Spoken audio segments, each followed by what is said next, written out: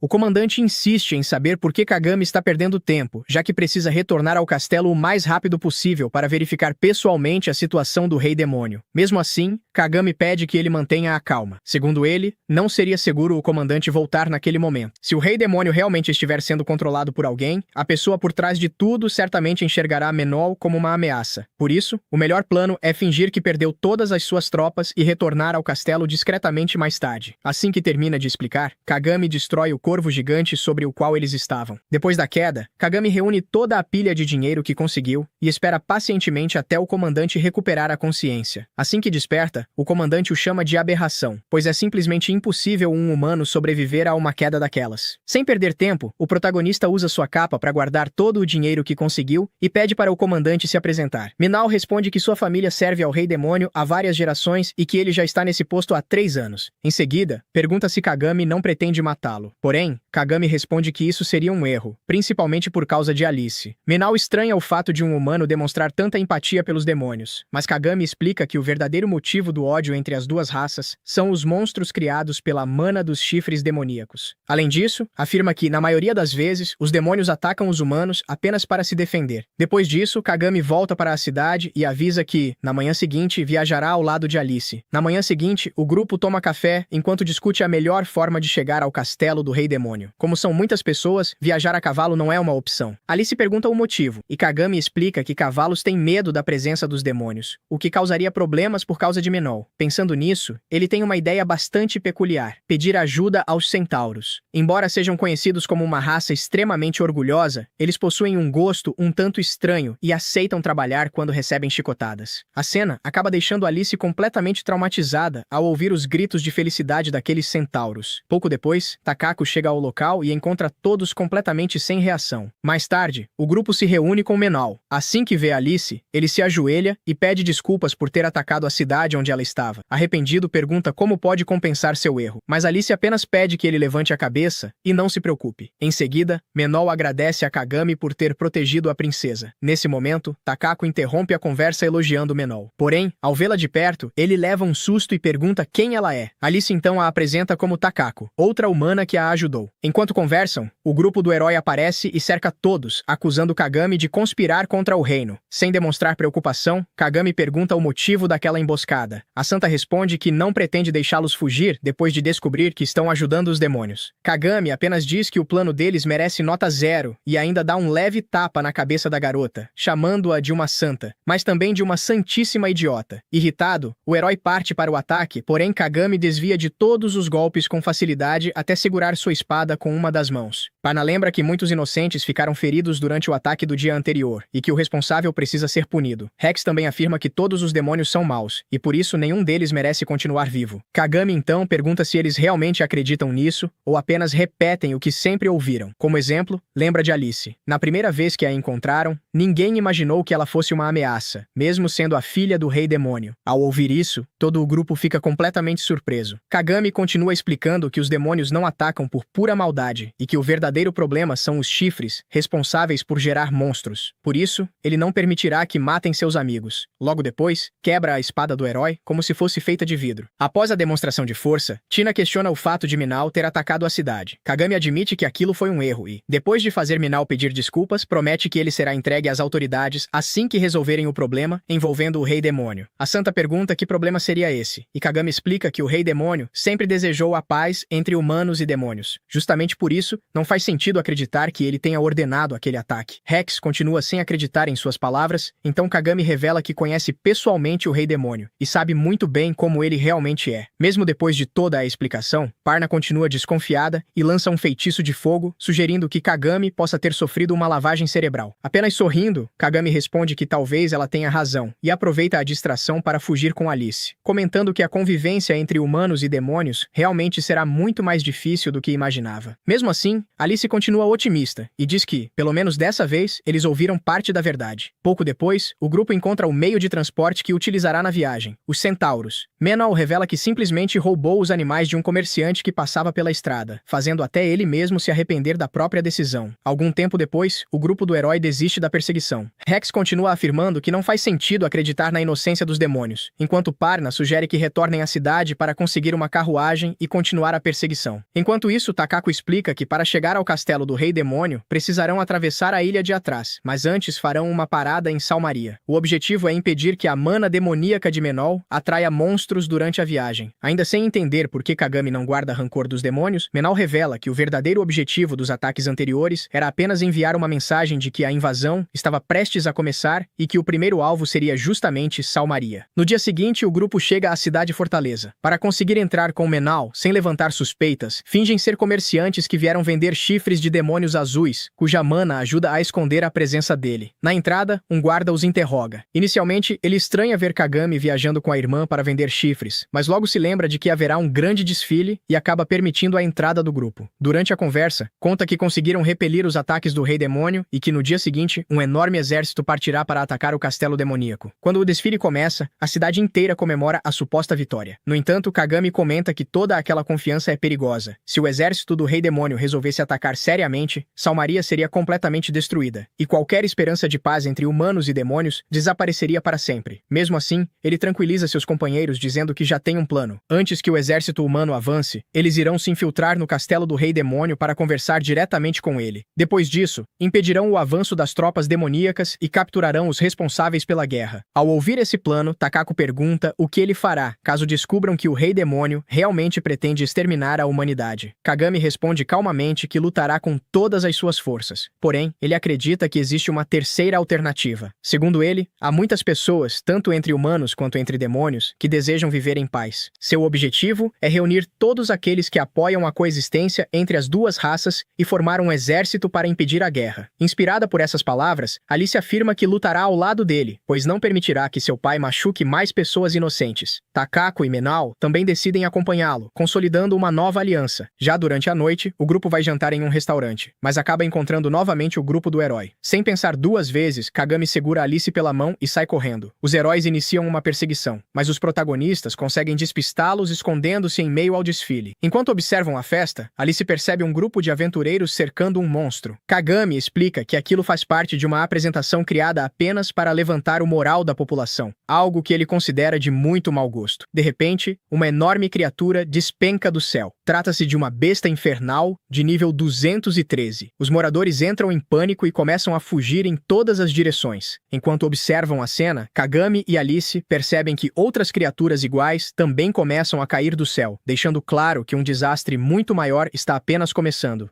Kagami derrota uma das feras e corre para ajudar a eliminar as outras. Enquanto isso, o grupo do herói percebe que Kagami desapareceu novamente. A sacerdotisa sugere avisar os moradores de que ele está trabalhando com os demônios, mas o herói rejeita a ideia. Segundo ele, Kagami é uma verdadeira aberração, e caso resolvesse reagir, poderia acabar machucando os aldeões. A princesa, porém, discorda. Ela lembra que quando cercaram Kagami anteriormente, ele não atacou ninguém. Se fosse realmente violento, teria revidado naquele momento. Por isso, mesmo sabendo que ele está ao lado dos demônios, ela acredita que ele não seja uma pessoa má. A maga fica indignada e insiste que Kagami é perverso, mas a princesa reforça seu ponto. Além de não reagir quando foi cercado, Kagami nunca tentou impor suas ideias ao grupo. Para ela, essas atitudes mostram que ele é uma pessoa bondosa. O herói concorda, embora admita que esteja frustrado por ter sido humilhado por um simples aldeão. Irritada, a maga pergunta se ele também passou a apoiar os demônios, mas ele nega imediatamente. Nesse instante, um enorme estrondo ecoa pela cidade. O grupo percebe que o ataque aconteceu na região do desfile e corre para lá. Ao chegarem, encontram um aldeão caído no chão, enquanto um monstro se prepara para dar o golpe final. Sem hesitar, a princesa se coloca na frente dele e ergue seu escudo, ordenando que o homem fuja. O primeiro ataque é bloqueado, mas o segundo despedaça completamente seu escudo, fazendo-a cair no chão. Quando o monstro levanta a arma para desferir o terceiro golpe, Kagami surge diante dela e derrota a criatura com um único ataque. Em seguida, ele elogia a coragem da princesa, dizendo que só conseguiu chegar a tempo porque ela arriscou a própria vida para proteger o aldeão. Nesse momento, o restante do grupo finalmente alcança o local. A princesa agradece Kagami por ter salvado sua vida, enquanto o herói, completamente confuso, pergunta o que aconteceu. Kagami explica que um monstro de nível 213 atacou a cidade. O herói fica em choque e pergunta como ele conseguiu derrotar uma criatura tão poderosa. Kagami responde com total naturalidade: "Eu só dei um soco." A princesa confirma que ele está falando a verdade. Logo depois, a princesa dos demônios também chega ao local. O herói diz que tem muitas perguntas para fazer, mas Kagami interrompe, afirmando que aquele não é o momento. Antes de qualquer explicação, eles precisam salvar a cidade. A maga comenta que pensava que Kagami havia escolhido completamente o lado dos demônios, mas ele esclarece que permanece neutro. Nesse instante, um guarda aparece desesperado, gritando para que todos fujam imediatamente. O herói recusa a ideia e afirma que ficará para defender a cidade. Porém, o guarda revela a verdadeira dimensão da ameaça. Uma gigantesca horda de monstros está marchando em direção ao reino. Segundo ele, são cerca de 10.000 monstros avançando para atacar a cidade. O herói custa a acreditar no que ouviu, mas o guarda confirma que viu a horda com os próprios olhos. A maga pergunta qual deve ser o próximo passo. O herói decide que o melhor é recuar, reorganizar as tropas, reunir reforços e só então voltar para defender Salmaria. Enfrentar aquela quantidade de monstros naquele momento seria puro suicídio. A princesa concorda em evacuar os moradores que ainda restam na cidade e pede a ajuda de Kagami. Ele responde que primeiro irá buscar seus companheiros na hospedaria, mas faz um pedido ao grupo grupo do herói, que cuidem de Alice enquanto ele estiver fora. O herói fica indignado e pergunta se Kagami enlouqueceu. Afinal, eles poderiam simplesmente matar Alice. Mas Kagami responde com tranquilidade que, se realmente quisessem matá-la, ele nem perderia tempo fazendo aquele pedido. Além disso, lembra que o herói ainda tem várias perguntas para fazer, então eles não ganhariam nada machucando Alice antes da conversa terminar. Depois de pedir mais uma vez que a protejam, Kagami parte. Todos do grupo do herói ficam completamente surpresos com a confiança que ele demonstrou. A maga aproveita para zombar de Alice, dizendo que ela foi abandonada. Mas Alice balança a cabeça e responde que não. Se Kagami confiou neles a ponto de deixá-la sob seus cuidados, então ela também vai confiar. Com um sorriso, a princesa a abraça e promete que ficará tudo bem. Eles não irão quebrar a promessa. Enquanto isso, os moradores continuam fugindo da cidade, e até a própria Alice ajuda na evacuação. Pouco depois, Menol e Takako chegam ao local sem entender o que está acontecendo. Como estavam por fora da situação, o herói pergunta se eles são os companheiros que Kagami foi buscar. Nesse momento, Alice revela que Takako, na verdade, é uma mulher. A revelação deixa todo o grupo do herói em choque, e até o próprio Minao fica sem reação. A princesa então explica que Kagami pediu que mantivessem Alice em segurança. Mas logo todos começam a se perguntar para onde Kagami foi. É quando um guarda aparece correndo e anuncia que existe um homem enfrentando sozinho toda a horda de monstros. Na mesma hora, todos percebem que Kagami está fazendo uma verdadeira loucura. Alice entende imediatamente o motivo. Se aquela cidade cair, a relação entre humanos e demônios ficará ainda pior. E é justamente para impedir isso que Kagami está arriscando a própria vida. Sem perder tempo, Takako, Menol e Alice correm para ajudá-lo. Logo atrás deles, até mesmo o grupo do herói decide seguir para o campo de batalha. Na linha de frente, Kagami continua enfrentando incontáveis monstros. Mesmo sendo absurdamente poderoso, ele começa a demonstrar sinais de cansaço depois de derrotar tantos inimigos. Takako, Menol e Alice finalmente chegam ao local. Ao ver a dimensão da batalha, Takako comenta que aquilo é insano até para Kagami. A quantidade de monstros é simplesmente grande demais para qualquer pessoa enfrentar sozinha. Pouco depois, o grupo do herói também alcança a linha de frente. O herói pergunta por que Kagami insistiu em enfrentar tudo aquilo sozinho. Takako responde que provavelmente é porque ele não quer ver mais ninguém morrer. Ela explica que, se aquela cidade humana for destruída, o ódio entre humanos e demônios só aumentará. Como Kagami sonha com a coexistência entre as duas raças, ele decidiu assumir todo o peso da batalha sozinho para impedir essa tragédia. Mesmo entendendo suas intenções, o herói balança a cabeça e diz que por mais forte que Kagami seja, nem mesmo um guerreiro de nível 999 deveria fazer uma loucura dessas. Coragem é uma coisa, imprudência é outra completamente diferente. Takako explica que, para Kagami, não existe diferença entre coragem e imprudência. Na verdade, ele nem sequer pensa nessas coisas. Segundo ela, falta a Kagami algo que todo ser vivo deveria possuir: o medo da morte. O herói rebate dizendo que ele também está preparado para morrer, mas Takako responde que o caso de Kagami vai muito além disso. Enquanto eles conversam, Kagami continua avançando pelo campo de batalha, destruindo um monstro atrás do outro. Observando aquela força absurda, o herói pergunta onde ele conseguiu tanto poder. Takako responde que o motivo de Kagami não é tão diferente do motivo do grande herói. Então, ela o chama pelo verdadeiro nome, Rex. O herói fica surpreso ao perceber que ela sabe quem ele realmente é. Takako revela que a família de Rex foi morta por monstros durante uma viagem, e em seguida diz que exatamente a mesma tragédia aconteceu com Kagami. Nesse momento, vemos lembranças do passado de Kagami. Quando ainda era apenas um aldeão, ele não entendia por que os monstros deixavam cair justamente o dinheiro de que os humanos precisavam para sobreviver. No começo, ele ficou obcecado em caçar monstros apenas para conseguir dinheiro, mas conforme ficava mais forte e subia de nível, passou a enxergar a realidade de outra forma. Percebeu que os aldeões eram fracos e precisavam ser protegidos. Pouco a pouco, começou a aceitar que aquele talvez fosse o seu destino, mas tudo mudou quando um monstro matou seu pai, bem diante de seus olhos. Ele sabia que os demônios eram responsáveis pela criação dos monstros. Mesmo assim, a pessoa que Kagami mais odiava era ele próprio. Afinal, era fraco demais para proteger quem mais importava. Foi então que decidiu lutar, mesmo sendo apenas um aldeão, mesmo sabendo que poderia morrer a qualquer instante. Durante sua jornada, ele descobriu que, justamente por viverem constantemente à beira da morte, os aldeões evoluíam muito mais rápido do que pessoas de outras classes. Depois de ficar mais forte, Kagami finalmente conseguiu se vingar do monstro que matou seu pai. Feliz por ter cumprido esse objetivo, decidiu voltar para sua aldeia. Mas, quando chegou, encontrou apenas ruínas. A vila inteira havia sido massacrada por bandidos. Takako então olha para os heróis e faz uma pergunta. Quando alguém perde a família para monstros, é natural jurar exterminar todos eles. Mas no caso de Kagami, quem destruiu sua aldeia não foram monstros, foram outros seres humanos. Então ela encara o grupo e pergunta: nesse caso, ele deveria tentar exterminar toda a humanidade também? Alice se lembra da vez em que perguntou a Kagami por que ele se recusava a matá-la. matar. Naquela ocasião, ele apenas respondeu que aquilo era uma bobagem. Depois de ouvir toda a história, o herói fica em silêncio. Ele começa a se perguntar se culpou os demônios da maneira errada durante todo esse tempo. A princesa então lembra que o próprio Kagami já disse que os demônios também representam uma ameaça. Se mesmo assim ele escolheu permanecer neutro, é porque deve existir um motivo muito maior por trás de tudo. Ela afirma que quer ouvir essa resposta diretamente dele. Quer entender por que Kagami decidiu desafiar a forma como aquele mundo funciona. E justamente por isso, ele não pode morrer. Determinada, a princesa se oferece para ajudá-lo. O herói também decide entrar na batalha. Além de ter inúmeras perguntas para Kagami, ele admite que deseja alcançar a mesma força que ele possui. A sacerdotisa também se prontifica a lutar, usando sua magia para curar os feridos. Até mesmo a maga resolve ajudar. Menou olha para Alice e pergunta se ela realmente quer lutar para proteger Kagami. Sem hesitar, ela responde que sim. Então Menou avança imediatamente para o campo de batalha. Takako, porém, pede que Alice permaneça escondida em um lugar seguro e espere pelo retorno deles. Enquanto isso, Kagami continua enfrentando a horda sozinho. Depois de receber um forte golpe, ele percebe que sua habilidade de regeneração já não consegue acompanhar o ritmo da batalha. A situação começa a ficar realmente perigosa. Mesmo assim, ele continua derrotando vários monstros, até que acaba sendo cercado e capturado. Quando acredita que aquele é o seu fim, o herói aparece bem na hora e o salva. Surpreso, Kagami pergunta o que eles estão fazendo ali. O herói responde que ainda tem muitas perguntas para fazer, e por isso, não pretende deixá-lo morrer. Logo em seguida, Menou e Takako também entram na luta. Eles afirmam que vieram para salvar Kagami. A sacerdotisa usa sua magia para curar seus ferimentos e diz que ele não pode cair agora. Kagami agradece pela ajuda. Com um sorriso, afirma que, agora, dará tudo de si. Mas logo em seguida, uma enorme pedra o atinge em cheio. Sem perder tempo, a sacerdotisa o cura novamente e pede para que ele a chame apenas de Tina. Kagami agradece mais uma vez. Naquele momento, ele percebe que, pela primeira vez naquela batalha, não está mais lutando sozinho. Agora voltamos ao passado para ver um encontro. O rei demônio estava trabalhando quando um garoto entra pela janela. O rei pergunta quem ele é e se veio sozinho. Afinal, se não trouxe ninguém, deve ter muita confiança em si mesmo. No entanto, aquele moleque responde com uma pergunta. O que ele acha dos humanos? Voltando para a batalha, o grupo dá tudo de si para eliminar os monstros. Alice, que observava tudo escondida, decide ajudar de alguma forma e retorna ao reino. Takako pede para Rex cuidar dos inimigos mais fracos e deixar os gigantes para ela. O herói se recusa, pensando que ela o considera fraco, mas Takako prova que não é esse o caso, pois sua habilidade permite atravessar as defesas dos gigantes. Ao descobrir que ela possui uma habilidade, Rex supõe que ela seja nível 100 e decide que não vai deixar uma aventureira ser mais forte do que ele. Nesse momento, Kagami pede para todos lutarem em equipe, embora ele mesmo seja o primeiro a se separar do grupo. Em seguida, pergunta à bruxa de Parma se ela sabe usar magia do ar. Ela fica irritada por ele tê-la chamado assim, mas responde que sim. Kuru comenta que ela também consegue usar esse tipo de magia. Sabendo disso, Kagami segura as duas pela cintura e salta para o céu. As duas ficam indignadas, mas entendem o que ele pretende fazer e lançam um feitiço que acaba destruindo os monstros voadores. Assim que retornam ao chão, porém, gritam com Kagami por não ter pedido permissão. Enquanto isso, Alice vai atrás dos aventureiros da cidade, que já estavam prestes a desistir. A batalha continua até finalmente amanhecer. Kagami avisa a todos que chegou a hora de recuar, mas ninguém lhe dá ouvidos, pois sabem que partir significaria deixá-lo lutando sozinho. Kagami entende perfeitamente esse sentimento, porém, cada novo monstro que aparece é mais perigoso que o anterior. Nesse momento, Alice chama a atenção de todos e revela os reforços que conseguiu trazer. Ela conta a Kagami que os aventureiros não pretendiam se envolver porque acreditavam não ter chances de vencer, mas vê-los lutando os inspirou a agir. Kuru fica impressionada ao ver que um simples aldeão foi capaz de motivar tantos aventureiros, enquanto Rex apenas ri, dizendo que já está na hora de acabar com aquilo. Mesmo assim, Kagami dá todo o crédito a Alice, pois tudo aquilo nasceu do desejo dela de ajudá-los. Menou comenta que ver humanos tão corajosos chega a lhe dar arrepios, mas agora o trabalho deles é abrir caminho para que Kagami pare de se conter. Assim, todos avançam novamente para a batalha. Depois de várias horas de combate, os aventureiros e Rex já estão completamente exaustos. As garotas aparecem trazendo remédios, mas Rex já ultrapassou seus limites e os efeitos das poções não funcionam mais nele. Mesmo assim, ele pretende continuar lutando como o herói que é. Kuru sugere que ele descanse, pois isso também faz parte de lutar corretamente. Rex questiona essa ideia, e olhando para Kagami, pergunta por que ele consegue lutar sem parar. Tina o corrige, revelando que, na verdade, Kagami descansava de tempos em tempos, já que possui uma habilidade que lhe permite recuperar as forças sem precisar usar itens. Rex fica completamente boquiaberto ao ouvir isso, reconhecendo que Kagami realmente está em outro nível, e não apenas por causa dessa habilidade, mas também porque ele não segue o senso comum que tanto limita os demais. Nesse momento, Parna também aparece, questionando o fato de o protagonista apoiar os demônios, mesmo possuindo tanto poder. Takako e Menou retornam bastante cansados, então Alice entrega algumas poções para eles. Enquanto Menou recebe tratamento, Parna o observa com a intenção de atacá-lo, mas Takako a impede e recomenda esperar até que Kagami volte. Enquanto isso, Kagami continua lutando incansavelmente, até que todos escutam uma voz dizer, em tom de decepção, que pena, precisava que vocês seguissem o roteiro. Ao ouvirem isso, todos ficam completamente desconcertados. De repente, ao longe, surge um gigantesco golem metálico. Kuru e os demais não reconhecem aquela criatura de forma alguma, pois ela nunca havia sido mencionada nos registros da guilda. Kagami, por sua vez, apenas se surpreende com seu enorme tamanho e parte imediatamente para o ataque. Porém, o golem o arremessa violentamente contra o chão. Ao presenciarem essa cena, os aventureiros entram em pânico e decidem se refugiar em San Maria. Kuru e Alice entregam uma poção a Kagami, permitindo que ele se recupere instantaneamente. Nesse momento, uma voz elogia sua resistência, afirmando que agora entende por que aqueles aventureiros estavam lutando com tanta determinação. Menou reconhece imediatamente aquela voz como sendo a de Stellar Urgo, o braço direito do Rei Demônio, muito antes de ele próprio começar a servi-lo. Kagami não dá importância às palavras dele e, esticando os braços, avança mais uma vez contra o golem. Stellar o desafia a fazer alguma coisa, o que faz Rex e os demais rirem, revelando que Kagami é nível 999. Stellar afirma que já sabe disso, e ainda os lembra de que ele continua sendo apenas um aldeão. Kuru exclama que um nível tão alto certamente deve oferecer algum benefício.